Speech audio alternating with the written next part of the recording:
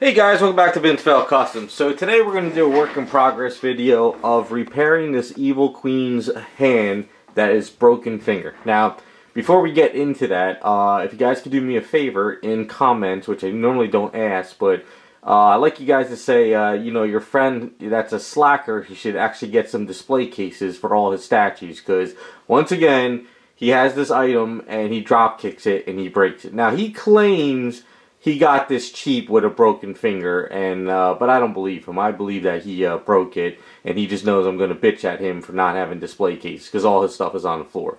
So leave a comment and just tell him, slacker, get some display cases.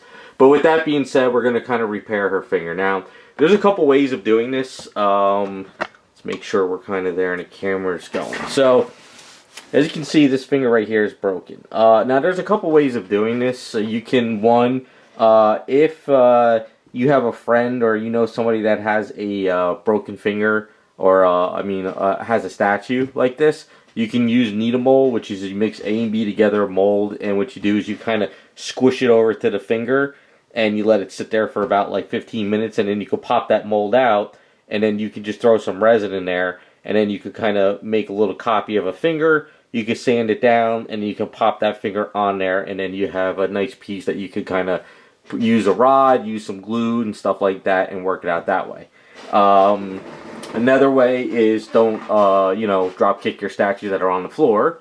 And what we're going to do, though, is we're just going to basically rebuild the finger as best as we can. So what I'm going to do is I'm going to go in the garage, and I'm going to drill out a little hole in there, and we're going to put a rod here. And then once that rod's there, we'll put a little eaves over that. But we're not going to try to sculpt the finger right away, because what happens is when I put circle rods in there, so like say this is example. If this is the rod and you put eaves on there and you try to sculpt, what happens is while the eaves is wet, it starts to turn around the rod. So what I'll do is I'll put a little bit of eaves around the rod, kind of make sure it's kind of secured in there, to let it sit for the night. And then tomorrow what I could go there is try to sculpt the finger. Now I'm going to do the best I can with sculpting the finger. It's a little difficult. And the other problem too is this is cloth. So what I have to do is I have to like bring this cloth up here. I have to use some saran wrap. And I got to do this in a way where I don't handle the statue and get anything. Because that's one thing you want to do is you got to be very careful of residue and dust. Because even when I go in the garage and I Dremel out this little area here, you can still get some dust all this, especially with this black fabric back here. It'll like soak in that dust really well and it'll be a pain in the ass to clean it up. So that's kind of what we're going to do with this. It's not that bad considering it's only kind of the top of the finger. So what I'll do is I'll sort of like, here's the broken finger. So what I'll do is I'll sculpt the finger, get the basic shape, and then the next day I'll kind of sculpt the nail. Then I'll sand it down and touch it up the best I can. So that's kind of what we're going to try to do on this one. You know what it is? It's not that bad of a repair. It's the cloth that drives me nuts. I like cloth statues when they're done well, and this one is actually done amazing.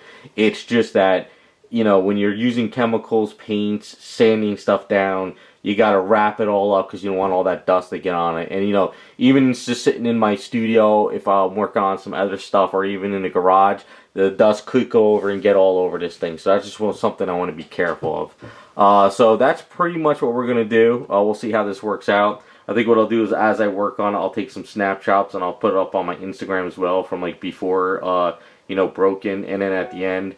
And we'll see what it looks like when it's all done. So this is where we're at. Let me get in the garage, get this Dremeled out, and we'll start plugging away on it.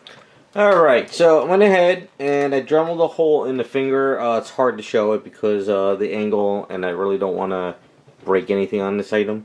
So you can see this goes in there fairly well. So the finger is probably going to be about to there. About there. And then we'll put the nail over it, so that kind of goes in there pretty well. Let's see, let me double check on this. Oh, there we go. So, yeah, we'll cut it about right, a little bit right above before it, so this way I have some meat to work with on the item. So, basically, we're going to grab our, here, right? Cut this right about in front of that little piece. I did this on the thing so I don't lose it. Of course, it's rolling all over the place. And then basically we're going to put it in there like so. Yeah, it doesn't have to go all the way in. Just, let me see. Yeah, because it's going to come to a point and stuff. So, yeah, this should work. Alright, so let me get the camera out of my face and glue this in and we'll come back. Okay, a little bit better setup, so I didn't have the camera directly in my face. So basically what we'll do is we'll take some of our BSI gel glue, throw a little bit on there like so, and we'll kind of get that set up in there. There we go. And what we'll do now is we'll grab one of these little pieces, making sure that there's no glue. Come on, get out of there. I just want to make sure there's no glue like kind of going all over the place. So what I'm going to do is I'm going to grab some of my Insta-Set on this little piece as well. And we'll just get some Insta-Set in there just to make sure it locks into place. And it does. Okay, so next step is I just need to mix up a very, very tiny amount of Aves. Very, very tiny. And then what we'll do is we'll just throw some Aves around there, let it cure, and then we'll start kind of going from there. The reason why I wanted to make sure no glue kind of seeped up around there is because this glue sometimes is a pain in the ass to sand on very small areas. The Aves will sand a little bit easier, but the glue you kind of sort of have to chop it off. If you did a glue on a bigger area like the arm or something and you have more room to sand, it works. But when you have a little tiny area, it's kind of a pain. But let me mix up some Aves, we'll come back, we'll put that on, we'll let it sit for the night, and then we can start detailing tomorrow. Alright, so I mixed up a very, very tiny amount of Aves. Really just don't need to mix up any more than this much, which is probably too much. So what I'm going to try to do, I'll have it on camera, sort of get this not perfect, but enough that it's got a basic skeleton. Like think of your bones in your fingers, just to kind of give me a start of where I should build onto it tomorrow. So like even the amount I just put on there is way too much, but you could, I mean, if you're doing this and you think you could go full force and build the whole finger in one shot, you can. But I just know that I would get it to one point and hit it too hard, and then all of a sudden, I twist it on the piece of metal and it wouldn't work. So, and I can also kind of sand it tomorrow as well if I need to before I start doing it. So you think, so it's kind of looking like just like a finger bone, you know.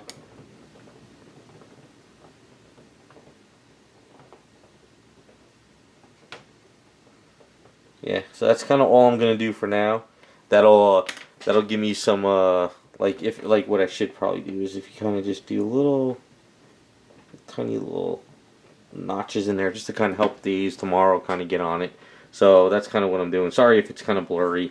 You know, the camera's kind of picking up. So you see, it's just kind of building a little kind of bone in your finger. So I'll let this set up tonight, come back tomorrow, and then I could sort of kind of build the main finger. And then after that, once that finger is sort of done, the next day I could sort of bring out the fingernail. Because it's kind of hard to make these fingernails. Well, maybe I can. I don't know. It depends if I can match what's there. So that's where we're at for now. We'll see how we do tomorrow. Alright, so it's the next day, and I had to do this off camera because I had to lift her up and get this sculpting done. So what I did is I pretty much sculpted the finger as best as I could. I have to do some sanding and shaping. I got the basic shape. It's kind of what I have to do is like every so often I'm gonna have to come in here and just kind of like get that straightened up because it's kind of like warping a little bit because I had to bring the finger out. I'm still gonna have to kind of rework the nail bit, but the back of her finger, like the back part here, it's got like a lot of caked up Aves because it's kind of hard to get this straight and work it since the Ave is still fresh. So I'll let this kind of cure up a bit, maybe in like an hour or so. I'll get back in there and maybe kind of tweak it a bit. But what's going to happen is tomorrow, once this is cured up, I'll sand this down and then I'll really rework some of it. Even if I have to sort of Dremel off the tip of the finger a little bit and then rebuild the fingernail, I'll do it that way. It's just easier to do it in little sections than to try to build a finger. It's just kind of hard doing it this way. So it's just a little bit at a time. It's kind of hard to see and everything. You know, you kind of see what's going on right there. Just kind of building it up. But once it's pretty much there and I shape it up and I add the nail, it'll look good once it's all painted up. Okay, so I went ahead and sanded down the finger, and then I also built out the nail.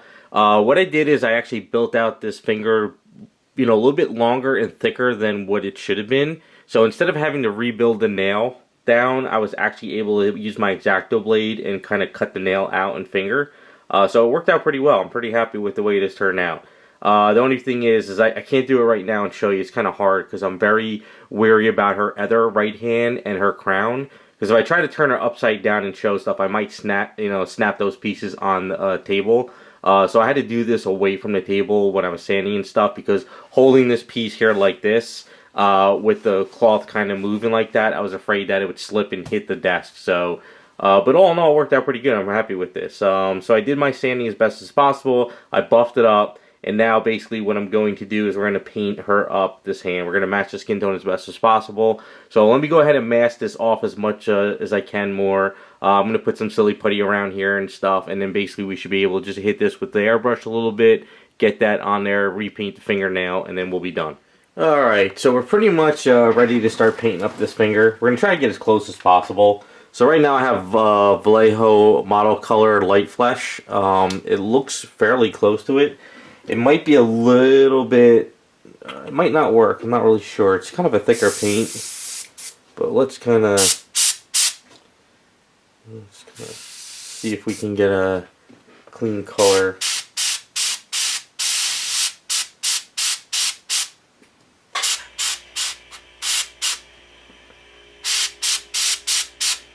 Alright, so basically it's a little bit too on the lighter side.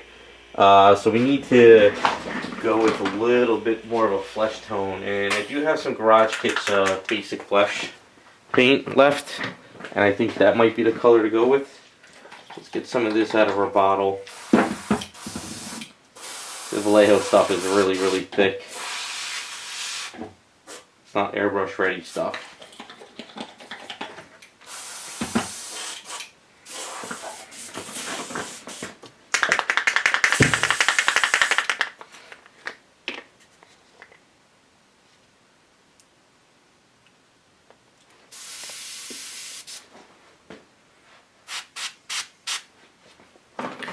Yeah, that matches up a little bit better.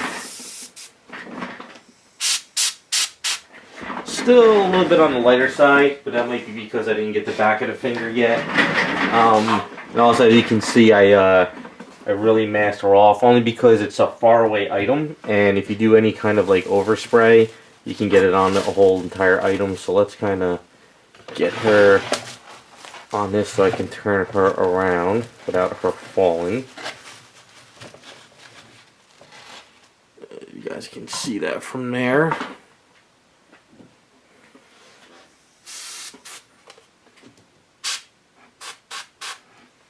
Alright, so the problem is with a little tiny finger like that, if you spray too much, it starts to bleed.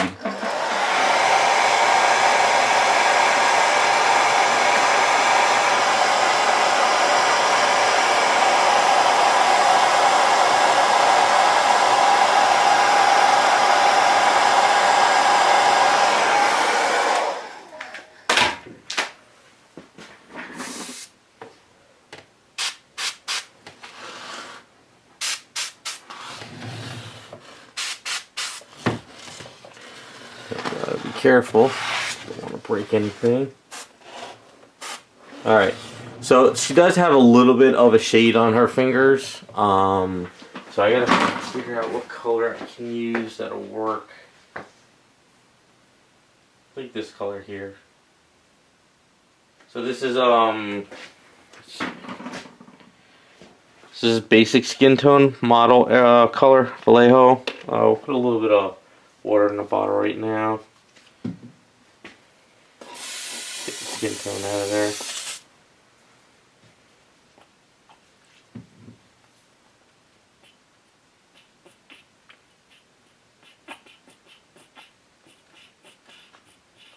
with the Disney stuff, it's kind of, they don't really use a lot of like shade too much. It's very, very light.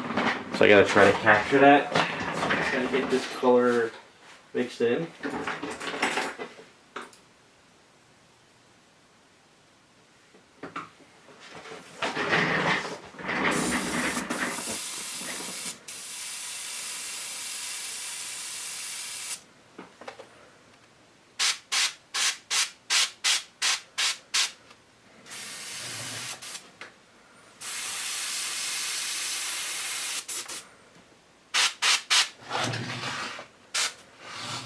Yeah, it needs a little bit of a darker color.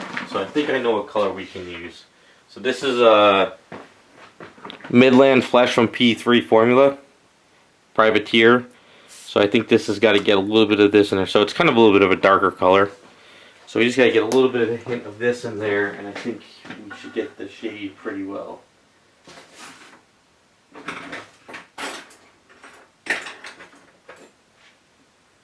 Bear with me, it's a little bit of a mess over here.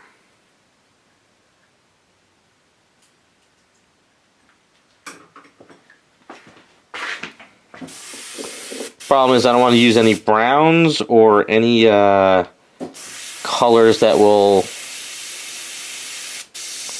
darken it up too much, because it's very, very light shading.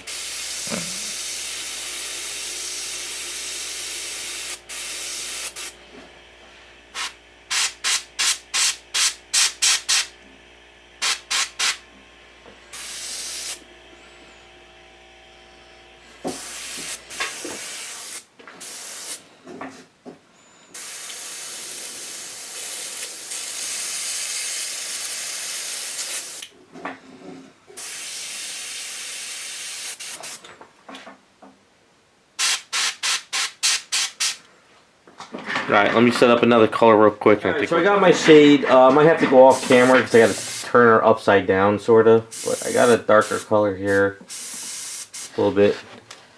And just a matter of...